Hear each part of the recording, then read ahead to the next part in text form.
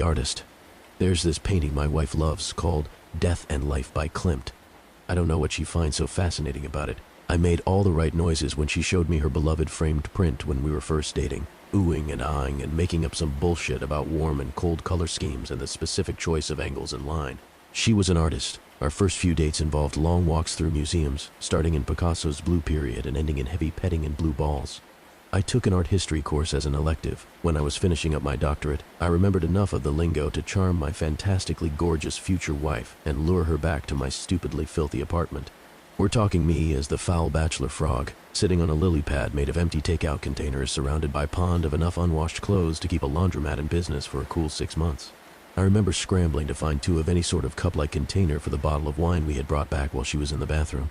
I rinsed out a couple of coffee mugs and ran into the bedroom to try to clean up the condom wrappers that had been sitting on my bedside table since 2003. On the bed, neatly laid out against the rest of the chaos, were my wife's dress, bra, and panties. She came out of the bathroom completely nude aside from a pair of high heels, took the wine from me, and took a swig straight from the bottle.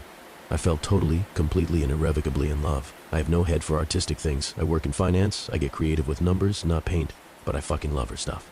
She's made a name for herself over the past few years. Critics call her the American Damien Hirst. One of her first exhibits was composed of a dozen oil paintings of rotting pastries, surrounding an actual cake filled with thousands of dead ladybugs being fed to a mummified tarantula dressed up as Little Miss Muffet. I have no idea what it meant, but it was sick, successful, and catered by Balthazar, so I ate about 20 croissants. They did not have bugs in them. I checked. She was amazing. She had the body of a Laker girl and the face of a Modigliani model, and still does. She's charming, charismatic, deep, the kind of person people flock to, want to be around constantly. She fucked like she had something to prove. She had a twisted sense of humor. As soon as I hooked a job with enough figures to keep a girl like her satisfied the way she should be, I proposed.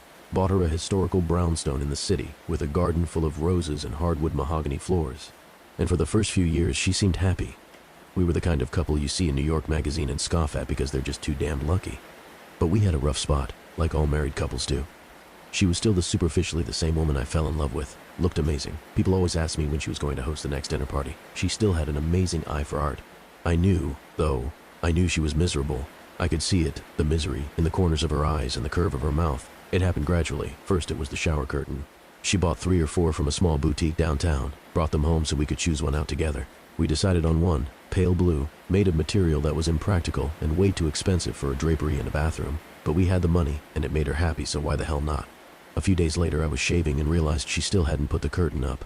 It wasn't until about a month after that I caught a glimpse of it hanging up in her studio, cut to shreds and dyed till it was almost unrecognizable.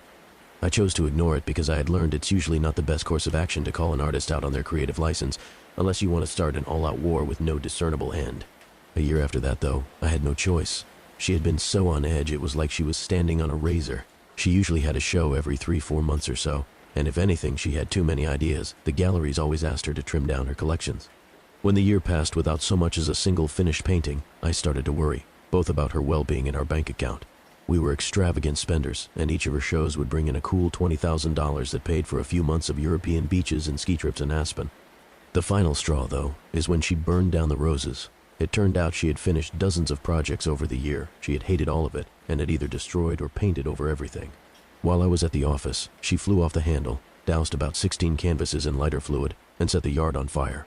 When I got the call from the fire department, I rushed home to find her sitting in the back of the ambulance, covered in ashes, blonde hair singed at the ends. She was smoking a cigarette. I looked over the burnt flowers, the skeletons of her paintings, the ruined limbs of broken sculptures, and asked her what happened and why. She took a drag of the cigarette and said, "It was mine to burn." She took big fancy pictures of the inferno. A family of bunnies suffocated in the smoke. She had them stuffed and mounted in size order on a baking soda volcano, like the kind you see in middle school science fairs. She gathered up a few of the charred bits and pieces, wired it together, and made some warped, pained-looking kind of phoenix thing weighing in at 400 pounds and easily over 8 feet high. She called the whole thing From the Ashes, and the reviews in the Times called it incendiary. Her first foray into becoming a true artist. Someone bought the phoenix. I pity the person who wakes up every day and looks at that strange thing, suspended in constant agony. We were both drunk at a random, expensive, vaguely Dante's Inferno-themed bar in San Francisco when I finally got a chance to ask her what was bothering her. We'd been making dark jokes all night about the beautiful irony of her show and our current locale. At first, she vehemently denied anything was wrong, angrily pointing out that we had made 4 times as much off of her last show as anything before it, that it had more than covered the damages, that it had paid for the vacation we were on. I stayed silent. She tossed her newly cropped hair and looked like she was going to open up for a second. I saw her soft blue eyes fill with tears. Then she took a shot of whiskey from a glass that had a bull's head and smirked. "Well, for starters," she slurred, nonchalantly dangling the glass from the bull's nose ring. "I'm fairly certain I'm pregnant." She let the glass drop from her finger, and it shattered on the floor as she slid out of her seat and stumbled to the exit. I sat there for a while and drank more, feeling furious, confused, and miserable. I remembered her face when she showed me that Klimt painting. I remembered how she wore glasses back then, and how she pushed them up the bridge of her nose when she smiled as I talked about the fucking warm and the fucking cold colors and the fucking angles and lines. We converted her studio into a nursery. Rather, I did, while she stayed in San Francisco and did God knows what with her artist friends. I had a landscaper come in and replant the roses. I worked a lot of overtime, drank myself to sleep while I skimmed through parenting books. She came back when she was almost full term. I came home from work one night to find sonogram pictures posted all over the fridge of 2 healthy-looking twins, big baby girls. I walked into our bedroom and saw her dead asleep on top of the covers, belly swollen, smelling faintly like pot and paint thinner. She had a rainbow of dried paint on her fingertips. I loosened my tie and walked to the nursery. She had been busy. The canary yellow I'd chosen was covered in a layer of translucent blue, and she had covered one wall in Klimt-esque patterns and curlicues.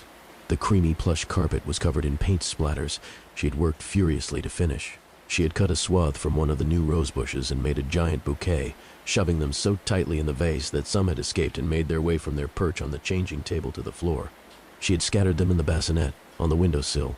It was chaotic and beautiful. The next few years were peaceful, for the most part. We bonded over raising the girls. Despite my wife's less than careful prenatal preparation, they were wickedly smart and beautiful. They both looked like her, with long curly blonde ringlets and blue eyes.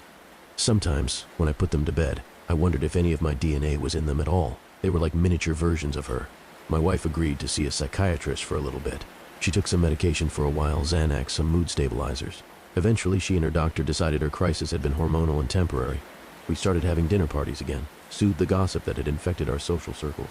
She stopped painting and took up teaching at a university. She seemed content again, even happier than she was before.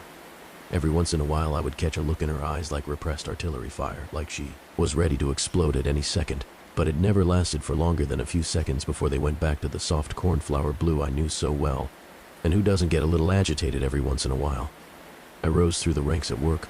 I loved the feeling of power that came with promotions. I loved my girls. And by God, I loved her. My crazy, disgusting, beautiful, hateful, and loving, extraordinary wife. Then came today. Today, I came home from work early. Today, my wife took the day off to be a chaperone on a class trip to the Met. They were after her for months because of her expertise in the art world. They wanted the children to experience the culture in the most sophisticated way possible. I thought it was ridiculous. They were 1 to 3-year-olds in a private daycare. They saw more beauty in Cheerios than in Monet's water lilies. But they wore my wife down, and she was given a gaggle of toddlers and wide-eyed teachers to tour around the museum. I came home for lunch because I had forgotten my iPad that had notes on it for a presentation I was giving that night. I walked through the rose garden and noticed a tiny piece of sculpture left over from the Ashes exhibit from so long ago. It was half of a tiny bird. It had the kind of exquisite detail that my wife used to be so famous for. I was pretty sure it was an actual bird that she had cast in clay. I thought I could see a small piece of feather in one of the cracks. I idly wondered why I hadn't noticed it before. I went inside and poured myself a glass of orange juice. The fridge had pictures that my daughters drew, happy crooked stick figures that looked nothing like the beautiful horrors their mother used to churn out. I was happy about that. I hoped they would fall in love with numbers like I did. It was absolutely silent, and I sipped the sweet citrus and enjoyed the nothingness. Then I thought I caught a vague scent of fresh paint in the air. Curious, I walked into the living room, and there was my wife, sitting on the leather couch with a bottle of wine, looking like an angel of death. She was covered head to toe in blue-gray body paint, with a special concentration underneath her eyes. She was wearing a revealing patchwork blue dress, covered in crosses of various shapes and sizes. Not a dress, I realized, but the shredded shower curtain from so many years ago. I could see most of her still perfect breasts, the curve of her waist. The bottle of wine was elongated and painted a strange shade of orange. The smell of paint was stronger in here. An overwhelming smell of lighter fluid, and something else I couldn't place. She had shaven her head. I stared at her for a while, minutes an hour, maybe. Eventually she took a swig of wine from the bottle, swirling it around in her mouth. I noticed paint, deep blues and even deeper reds around her fingers. I sat down in the armchair across from her, unable to think of what exactly I wanted to ask her. Maybe because I knew. Maybe because I didn't want to know. I noticed a camera on the table between us. I went to pick it up and she rested her gray hand on mine before I could. Softly, gently, with all the familiarity of years of marriage. She opened her mouth to speak, soft pink lips made pallid by the paint. They were mine, and I've been sitting here knowing what's behind the door to my daughter's room, with the Klimt wall we never repainted. Knowing why my phone keeps ringing with calls from the school, from the NYPD. Knowing why I couldn't find my sleeping pills last night. Knowing what that smell is. Seeing in my peripheral the red pooling and staining the carpet from underneath the door. The pile of clothes neatly folded next to my wife on the couch. I can picture that thick wire she used to fit all of her subjects where she wanted them. What a perfect, detailed recreation it must be. Because she's so perfect. I see the phoenix in my mind's eye. I hope, when she flicks that cigarette she's about to light, we both fucking burn.